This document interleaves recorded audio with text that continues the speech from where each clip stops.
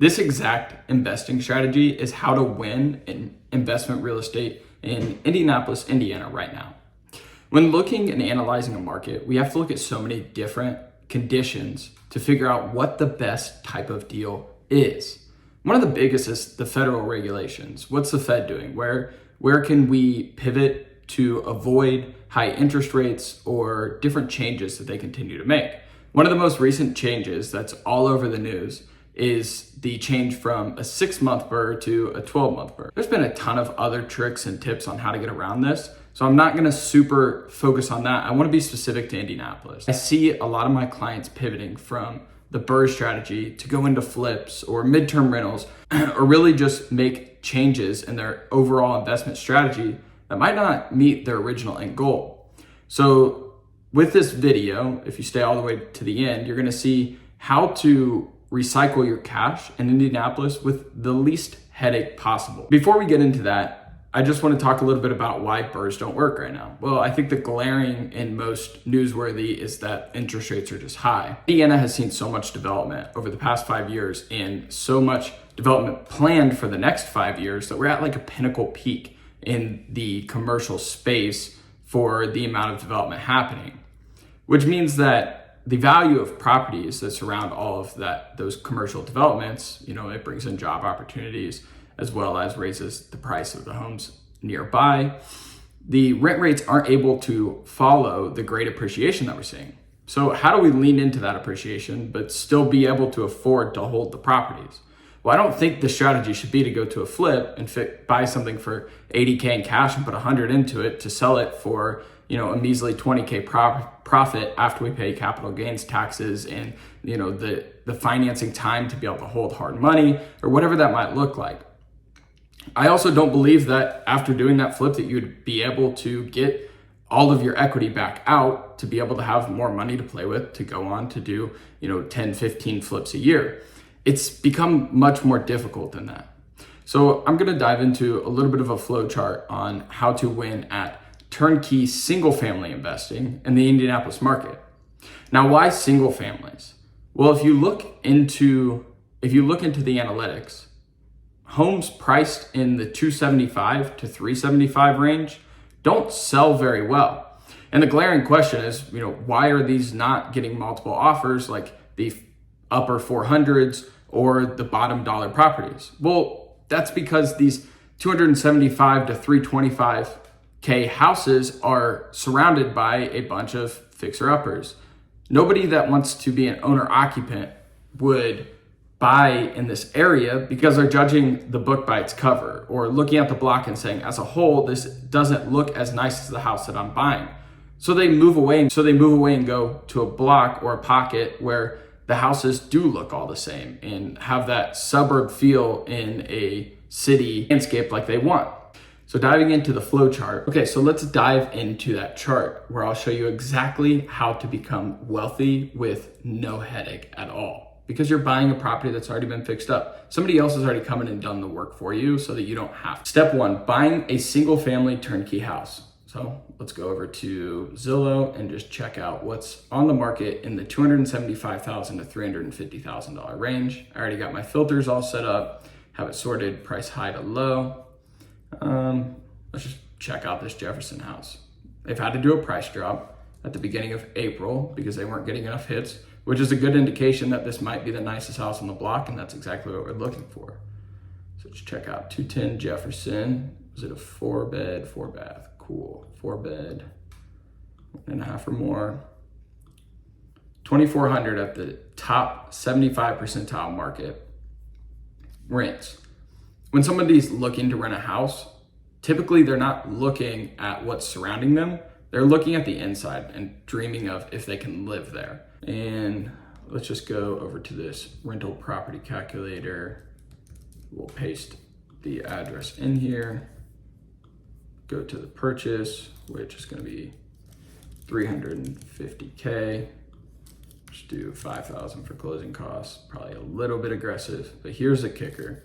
We're going to do 8% appreciation over, and that's actually pretty conservative for what this will end up doing. At 25% down, and we'll do a 7% interest rate for 30 years. Our rental income is going to be, we'll say, a round number of $2,400.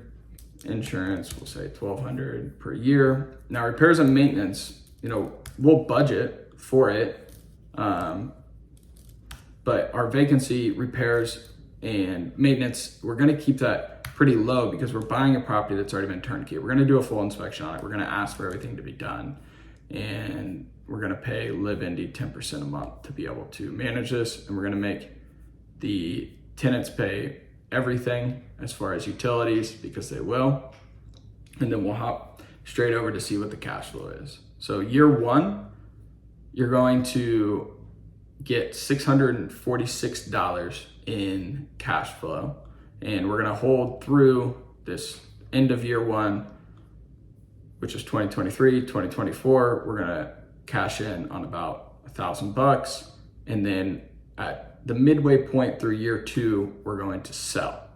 So about May-ish to June, when the market is just super hot, we're going to sell. And I bet over the next 2 years, there's going to be 3, 4, or 5 houses near 210 Jefferson that are going to be fixed up, and we're just going to bet on that appreciation, basing it off of what North Hamilton looked like, or shoot, even this Arsenal Ave right here wouldn't be a bad one. But if you look back at Bigger Pockets, it's telling us that at this point, our property value would be $408K. We purchased for $350, held it for about 20 months, if not more. Can't do that math in my head right now. And our equity within the property is $151K. So let's go ahead and update that.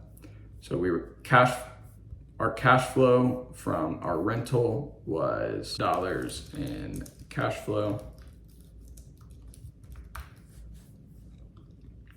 And then we have a decision to make. Do we refinance out of this or do we sell it?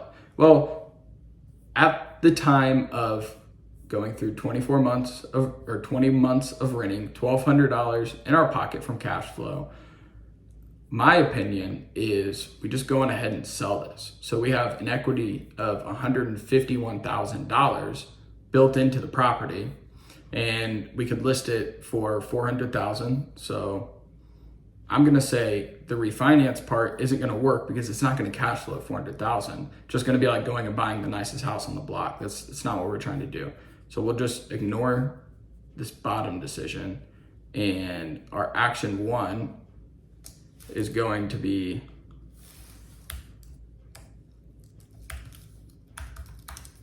list the property for sale. Our price to list the property is going to be $400,000, which knocks our equity down from 151 to, so our equity cash out is 118K. And then we have another decision to make. Do we take that 118K and go back to doing flips, or what do we do with it? Well, in my opinion, because I don't want to pay capital gains on this, we're going to do a 1031 exchange into a property, and we're just going to put 118K down into it. So we're not going to go buy a 350,000, but let's just say that we're looking at the market today and we're looking for to purchase a single family home that'll cash flow. So let's go back here. Let's raise our cost just a little bit more because we can get into maybe a nicer neighborhood that would cash flow just a little bit better, but we still need to be able to bet on the appreciation. So let's go 325 to 400. Let's look at this Iowa Street.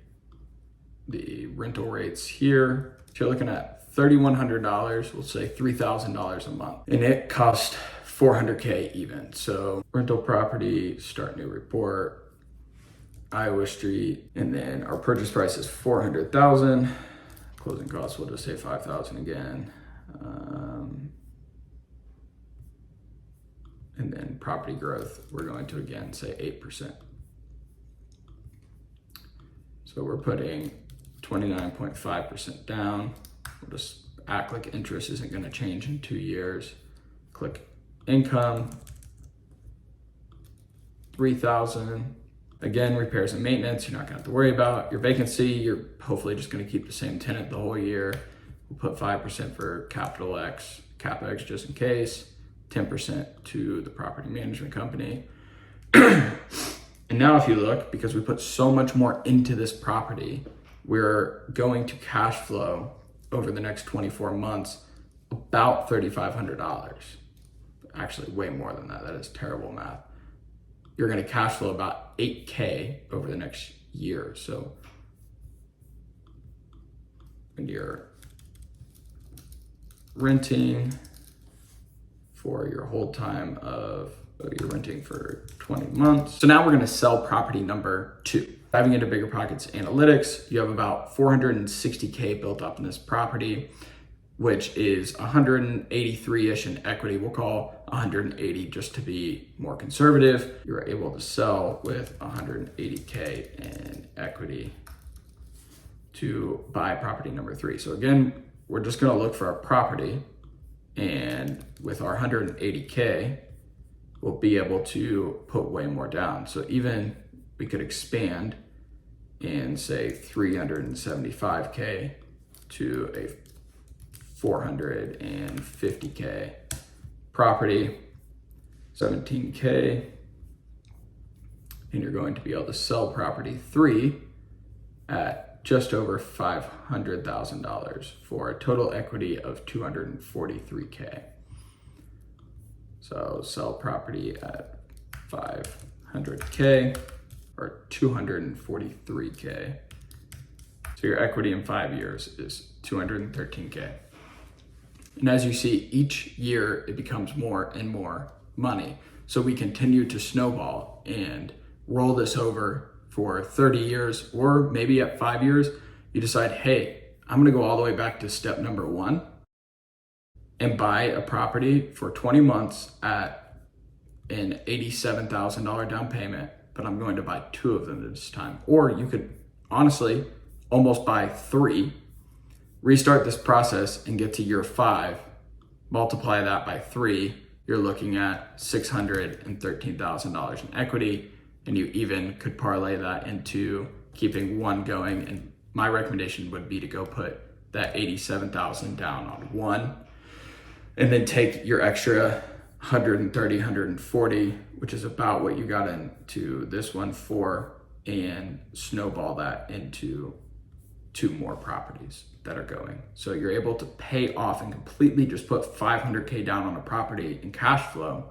at years 5 to 10, and you're also building up to have another one pay itself off, have another one, have another one, have another one, and you're not having to call contractors 24/7. You're not having to worry about deferred maintenance. You're not having to worry about all of the issues that arise in buying these $100,000 properties. We're letting other people do the costly work for us, and we're just taking care of their cash flow. But the BRRRR doesn't work, because if you go to refinance, you can't get all your equity back out. But if you just park your equity in a bunch of different principal piggy banks and let them pay themselves off, you can become rich through this model.